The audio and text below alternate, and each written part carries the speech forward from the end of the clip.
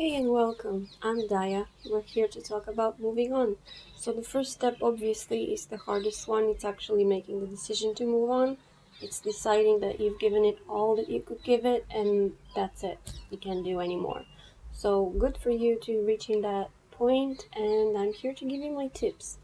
I have to warn you though, my tips will only work if you have done the real first step after making the decision, which is actually being with your feelings, feeling all the grief, grieving over whatever it is that happened, that could have happened but didn't happen, everything that you perceived as a relationship but it didn't turn out that way. You know what I'm talking about. Grieving, feeling all the sadness, feeling all the pain, the anger, everything. You have to feel your feelings. And of course, you can still use my tips during that area, during that time. But if you're not allowing yourself to feel your own feelings, let them go through you, feel the pain, heal it, and let it go, you're gonna get stuck. So you have to feel your feelings first. And that brings me to tip number no, which is focus on yourself. If you are here, I guess you've been looking for answers. You probably didn't have any proper closure or any at all if you've been ghosted or cut off or, I don't know, given some BS excuse of why this couldn't happen. So you've been searching and trying to figure out what happened. It's time to focus on yourself. It's time to focus on your dreams, your will, your ambitions, things you want to do in your life, things you want to do on a daily basis, things that you love doing but maybe stop doing. Start doing all of these things and stop focusing on the relationship and on the other person. Focus on yourself.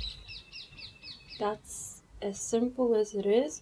It's major because sometimes we get lost when there's a certain anxiety driving, forcing our life, like a sudden breakup. However, it might have happened, it's painful. So focus on yourself. Tip number 2, stay in the present moment. It's a little bit of an extension of focusing on yourself, but when you're thinking about things that happened and what you wish could have happened, you're escaping to the past and the future and going through and through from one to the other while you're forgetting all of this right here, right now, with me.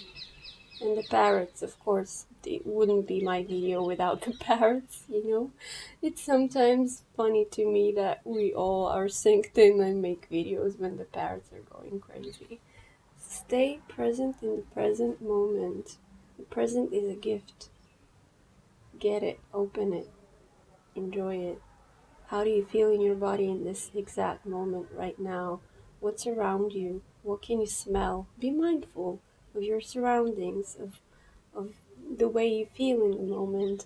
Which brings me to tip number shalosh.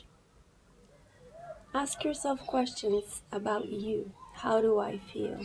What do I really want? In our society today, we're growing up without this. I don't know how many people actually are asking themselves, what do I really feel right now? Unless it's, something that you've been brought up with and trained to do since childhood. We're not really doing this, and you might be surprised. You might be feeling all of this anxiety and pain, and when you are actually present in the moment and you ask yourself, what do I really feel? You might be surprised. You might get answered that you actually feel peace and joy, and it's all good. You're feeling okay. So ask yourself questions. What do I want to do with my day? Starting the day, that's the perfect time to start with those questions. How do I really feel about this person? Do I really think that they're a good partner for me? All of these questions. Ask yourself questions about you, not about them. Again, it's about focusing. Things are falling off here. I don't know what's happening. Tip number...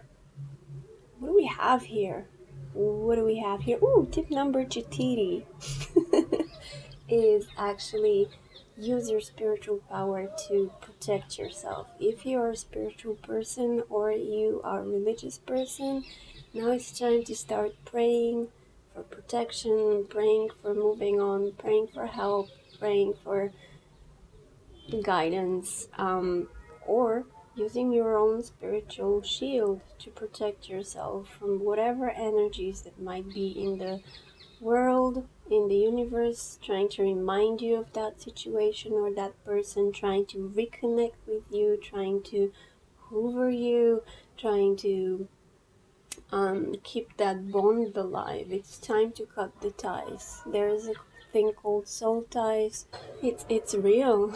If you're a spiritual person, you know what I'm talking about. So now it's time to cut the soul ties. Stop thinking about that person. And every time you catch yourself thinking about that person, just like move them away from your, mental stage. Just decide that it's not the time now to think about them, especially if you've been thinking about them excessively for however much time it's been since the breakup. So, use your shields, use your spiritual power to protect yourself, and know where you're going. Know that you have a goal. Moving on. You wouldn't be here if you didn't. The next tip is a little bit of a bonus, so that would be fem. I would say this is a real bonus if you really wanna. Ooh, my battery is dying. We're still here though. If you really wanna move on, forget about that person, you might wanna try the no fap or no PMO challenge. It's basically abstaining from all sexual activities for a certain amount of time that you decide for yourself. Most people do it for 90 days. I'd say try at least 90 days. It's good to reprogram yourself, and you'd be amazed of the effects that you get at least 2 or 3 weeks after. It helps so much. It helps so much, especially after moving on after romantic disastership. The clarity of mind that you get, the disconnection of the soul ties, no more thoughts about them in sexual ways. It's really, really, really helpful. Also, it's gonna help you move forward with your goals, because now you're gonna have way more energy to do things. And I don't know what it is about sexual thoughts that just fogs our brain. Even when we're not thinking about them, it just leaves this residue of maybe a certain percentage of your mind is just taken over by that, and it's reclaiming your brain basically and your body. And this brings me to the last tip: work out, work out, work out, move. The way we store memory, it's not only in here, it's throughout our whole body.